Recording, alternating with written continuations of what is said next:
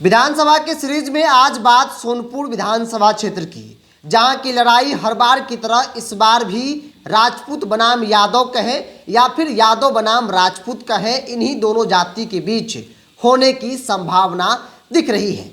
आगे बातचीत करेंगे, लेकिन उससे पहले नमस्कार, द इंडिया टॉप देख रहे हैं, मैं हूं आपके साथ बिरजू सिंह। चुनावी सीरीज में आज बात हॉट सीट सोनपुर की। सोनपुर हर चुनाव में हॉट सीट के तौर पर चर्चा का विषय बना होता है। इस बार भी चर्चा हो रही है, उसके पीछे का एक नहीं बल्कि कई कारण हैं। देखिए, यह वही सोनपुर है जहां से आरजेडी सुप्रीमो और बिहार के पूर्व मुख्यमंत्री लालू प्रसाद यादव विधायक रहे हैं। ये वही सोनपुर है जहां से प्रखर समाजवादी नेता रामसुंदर दास विधायक रहे। ये वही सोनपुर है जहां के लोगों ने लालू यादव की पत्नी सूबे के पूर्व सीएम राबड़ी देवी को हार का स्वाद भी चखाया है। और आज की इस वीडियो में बात करेंगे सोनपुर के जातीय समीकरण के साथ साथ विभिन्न दलों के अंदर, आरजेडी और बीजेपी के अंदर मजबूत दावेदारों की। कौन मजबूत है, किनके नाम की चर्चा हो रही है। लेकिन उससे पहले एक नज़र डाल लेते हैं विगत चुनाव परिणाम 2020 पर। 2020 में रामानुज प्रसाद आरजेडी के, वो यहाँ से चुनाव जीते। रामानुज यादव कई बार के विधायक हैं। 2020 में भी इनको पार्टी ने मौका दिया और ये चुनाव जीत गए। उनके सामने हर बार की तरह 2020 में भी विनय कुमार सिंह जो है वो मैदान में उतरे भारतीय जनता पार्टी के टिकट पर। 66,561 वोट जो है विनय कुमार सिंह को आया था। रामानुज यादव यानी आरजेडी को 73,247 वोट आए थे। और इसी के साथ तकरीबन 8600 वोट के अंतर से भारतीय जनता पार्टी चुनाव हार गई, राष्ट्रीय जनता दल चुनाव जीत गई। विनय कुमार सिंह इस बार भी मैदान में है। विनय सिंह की चर्चा तब खूब हुई थी जब इन्होंने साल 2010 में लालू यादव की पत्नी को सोनपुर में भारी वोट के अंतर से हरा दिया था। तब खूब चर्चा हुई थी कि विनय सिंह कौन है।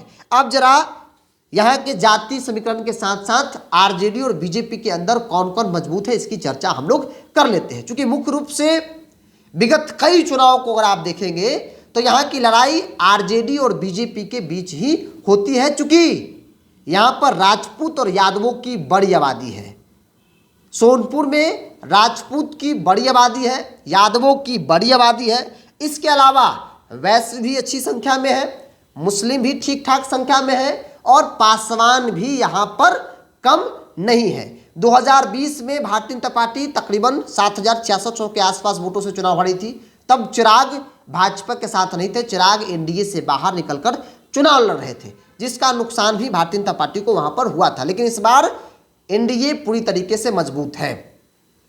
जातीय समीकरण के हिसाब से एनडीए मजबूत है, लेकिन कॉन्फिडेंस लेवल तेजस्वी यादव का कहता है कि भाई वो 2025 में सरकार बना रहे हैं। और इसके पीछे का कारण यही है कि तेजस्वी टिकट बंटवारों में कई बातों का ध्यान रखेंगे।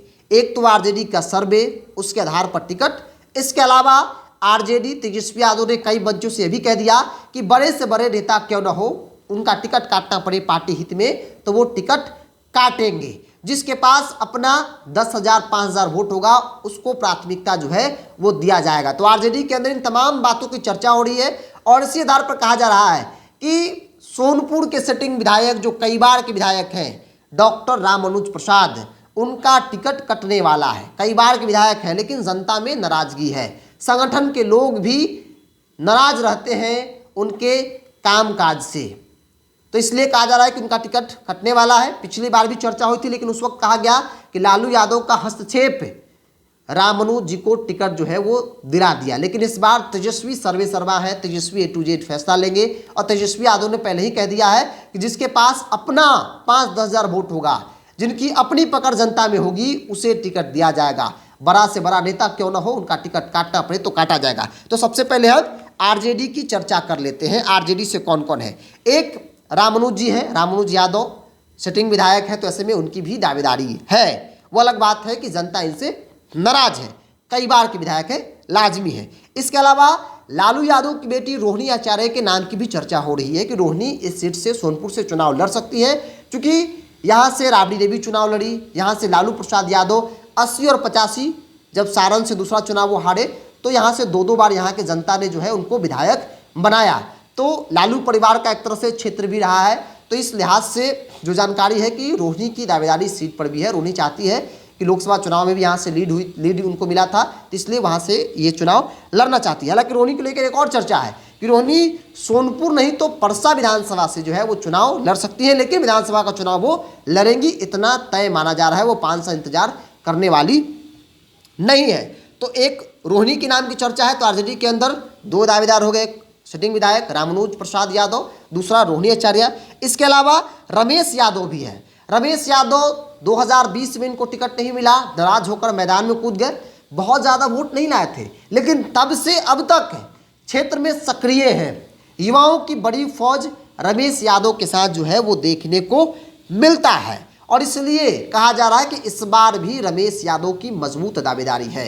रमेश यादव तेजस्वी यादव के मापदंडों पर खरे उतर रहे हैं। रमेश यादव के पास अपना 10, 12, 15 हज़ार वोट है और तेजस्वी का मानना है कि जिसके पास अपना 10,000 वोट होगा उनको हम टिकट देंगे, क्योंकि आमतौर पे आरजेडी ज़्यादातर सीटें हारती है। हार जीत का फैसला 5,000, 8,000, 10,000 होता है। तो 10,000 वोट लाइए, आरजेडी से चुनाव लड़िए, जीत जाइए, ऐसा आरजेडी के अंदर चर्चा हो रही है। तो एक रमेश यादव है, 3 नाम। रमेश यादव मजबूत दावेदारों में से एक है, युवा है, युवाओं की फौज इनके साथ देखी जाती है। इसके अलावा जिला परिषद के सदस्य हैं सुमन यादव, ये भी है। तो कई दावेदार आरजेडी के अंदर है, लेकिन मजबूत दावेदारों में चूंकि लालू यादव की बेटी है तो रोहिणी भी है और रमेश यादव भी है और आरजेडी के सिटिंग विधायक भी हैं। इसके अलावा भारतीय जनता पार्टी में बात कर ली जाए तो भारतीय जनता पार्टी में भी कई दावेदार हैं। भाजपा के अंदर सोनपुर में आकलन कर पाना थोड़ा मुश्किल है, क्योंकि भाजपा का टिकट बंटवारे की जो प्रक्रिया है वो बाकी दलों से बिल्कुल अलग दिखता है। भाजपा में कई बार संगठन में मजबूत लोगों को प्राथमिकता मिल जाती है और न सिर्फ कई बार बल्कि ज़्यादातर बार ऐसा देखा जाता है कि भाजपा संगठन को प्राथमिकता देती है। संगठन के लिए जो काम करता है, संगठन में जो सक्रिय होता है, जो संगठन में मजबूत है, भाजपा उन्हें टिकट दे देती है। देखिए विनय सिंह वहां से एक दावेदार है, चूंकि वो पिछले कई बार से चुनाव लड़ रहे हैं। 2000 में जीते थे, 2010 में राबड़ी देवी को उन्होंने हराया था। तब उनकी चर्चा न सिर्फ प्रदेश बल्कि पूरे देश भर में हुई थी। तो एक नाम विनय सिंह का है। विनय सिंह संगठन में काफ़ी मजबूत माने जाते हैं और इसीलिए कहा जा रहा है कि विनय सिंह को भी टिकट मिल सकता है। 2020 में भी चर्चा हो रही थी कि विनय सिंह को टिकट नहीं मिलेगा, तब भी विनय सिंह टिकट लेकर चले आए थे। इस बार भी चर्चा हो रही है, फैसला पार्टी आलाकमान को लेना है। विनय सिंह भी मजबूत दावेदारों में से एक है, क्षेत्र में सक्रिय रहते हैं और इस बार भी वो दावेदार हैं। इसके अलावा डॉक्टर पंकज सिंह है, ये भी एक दावेदार है। डॉक्टर पंकज डॉक्टर हैं और एक नेता के तौर पर, इसके अलावा एक डॉक्टर के तौर पर भी वो क्षेत्र में लोगों के बीच होते हैं और एक डॉक्टर और उनके पेशेंट के बीच में क्या संबंध होता है ये मुझे बताने की ज़रूरत नहीं है। तो डॉक्टर पंकज भी भारतीय जनता पार्टी के अंदर एक दावेदार हैं। 2 दावेदार भाजपा के अंदर हो गए। विनोद सम्राट वे भी एक दावेदार है। विनोद सम्राट 2015 में भी चुनाव लड़े थे, बहुत वोट इनको नहीं आया था। राजीव प्रताप रूडी के करीबी नेताओं में से एक माना जाता है और राजीव प्रताप रूडी और विनय सिंह के बीच नहीं बनती है, ये जग जाहिर है। विनय सिंह लोकसभा चुनाव में राजीव प्रताप रूडी के लिए नहीं फील्डिंग करते हैं और राजीव प्रताप रूडी विनय सिंह के लिए विधानसभा चुनाव में फील्डिंग नहीं करते हैं, ऐसा देखा गया है। तो दोनों के बीच में 36 का आंकड़ा है और कई बार चर्चा इस बात की भी होती है कि विनय सिंह का टिकट कट जाए, इस प्रयास में राजीव प्रताप रूडी लगे रहते हैं। 2020 में भी वो प्रयास किए थे, लेकिन विनय सिंह की संगठन ने पकड़ इनको टिकट दिला दी थी। हो सकता है कि इस बार भी उनका प्रयास हो, जैसे कि चर्चा जो है वो पार्टी के अंदर होती है। तो एक विनोद सम्राट भी है यहाँ से। हालांकि इसके अलावा हेमनारायण सिंह भी है यहाँ से एक दावेदार। हेमनारायण सिंह 2020 में भी चुनाव लड़े थे, निर्दलीय सेना में रहे हैं और तकरीबन 3,3500 के आसपास जो है वो इनको वोट आया था। और राजनीति में अगर आप निर्दलीय लड़ते हैं विधानसभा का चुनाव और 3,000 4,000 वोट आए तो उसका बहुत ज़्यादा मतलब राजनीतिक तौर पर नहीं होता है। हाँ, 10-12 हज़ार अगर वोट आता तो एक मजबूत दावेदार में हेमनारायण सिंह की चर्चा होती, लेकिन इनके रिज्यूम पर भाई 3,3500 वोट ही है, तो खैर भारतीय जनता पार्टी से हैं, भारतीय जनता पार्टी के दावेदार हैं, निर्दलीय लड़े थे, जिसके कारण भारतीय जनता पार्टी पिछले बार चुनाव भी हार गई थी। तो एक दावेदार हेमनारायण सिंह भी है। लेकिन इन तमाम दावेदारों में एक दो नाम ऐसे हैं जो काफ़ी मजबूत दावेदार के तौर पर देखा जा रहा है। कोई संगठन में है, कोई जनता के बीच में है। जैसे विनय सिंह मजबूत दावेदारों में से एक है। विनय सिंह संगठन में काफ़ी मजबूत है और इस लिहाज से कहा जा रहा है कि भारतीय जनता पार्टी संगठन को प्राथमिकता देती है। तो कोई बड़ी बात नहीं है कि विनय सिंह को फिर से रिपीट कर दिया जाए, क्योंकि विनय सिंह ने ही राबड़ी देवी को हराया है, जिसे लालू यादव का गढ़ कहा था। उस गढ़ में लालू परिवार को हरा देना कोई मामूली बात नहीं है। तो इस लिहाज से विनय सिंह को भी मौका मिल सकता है, क्योंकि पिछली बार 6600 वोट से हारे थे। इस बार चिराग भी साथ में है, उपेंद्र कुशवाहा भी साथ में है, तो एक मजबूत गठबंधन है।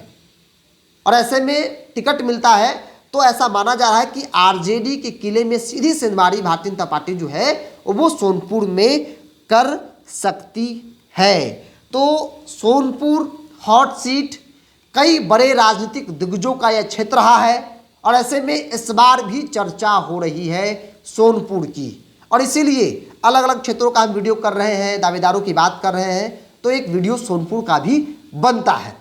सोनपुर से लालू यादव की लाडली बेटी रोहिणी आचार्य, सिंगापुर वाली, जो सारण से चुनाव लड़ी थी, वो भी चुनाव लड़ने की इच्छा रखती है, जैसे कि मेरी जानकारी कहती है। बहरहाल इस पूरी रिपोर्ट में इतना ही। अगर आपको कोई सलाह, कोई शिकायत सोनपुर के लेकर, कोई बात जो छूट गई हो, तो स्क्रीन पर चल रहे नंबर पर आप अपनी बात को व्हाट्सएप के माध्यम से हम तक पहुंचा सकते हैं। बहरहाल इस पूरी रिपोर्ट में इतना ही। बहुत बहुत धन्यवाद।